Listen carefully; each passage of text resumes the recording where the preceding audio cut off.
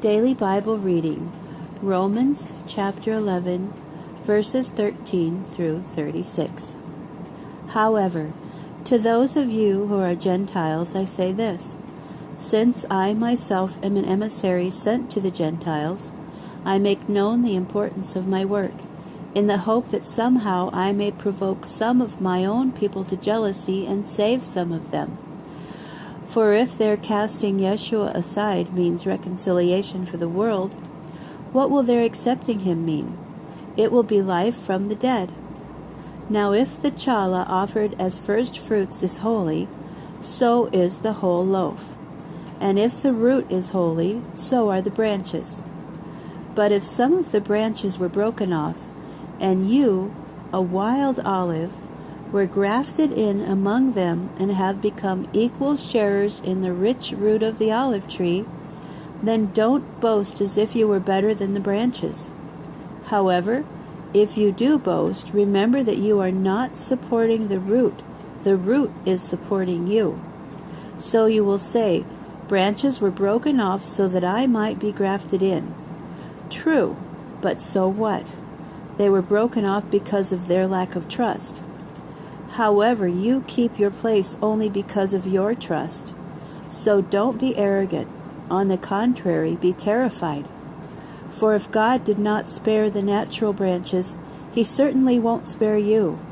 So take a good look at God's kindness and his severity. On the one hand, severity toward those who fell off. But, on the other hand, God's kindness toward you, provided you maintain yourself in that kindness. Otherwise, you too will be cut off. Moreover, the others, if they do not persist in their lack of trust, will be grafted in, because God is able to graft them back in. For if you were cut out of what is by nature a wild olive tree and grafted, contrary to nature, into a cultivated olive tree, how much more will these natural branches be grafted back into their own olive tree? For brothers, I want you to understand this truth which God formerly concealed, but has now revealed, so that you won't imagine you know more than you actually do.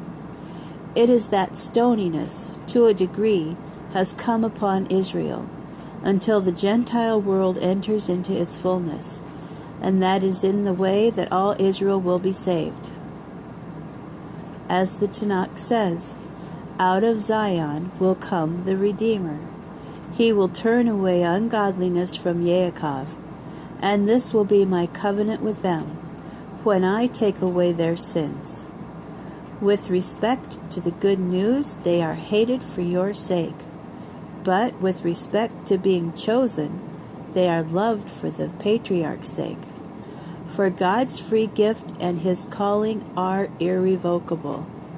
Just as you yourselves were disobedient to God before, but have received mercy now because of Israel's disobedience, so also Israel has been disobedient now, so that by your showing them the same mercy that God has shown you, they too may now receive God's mercy.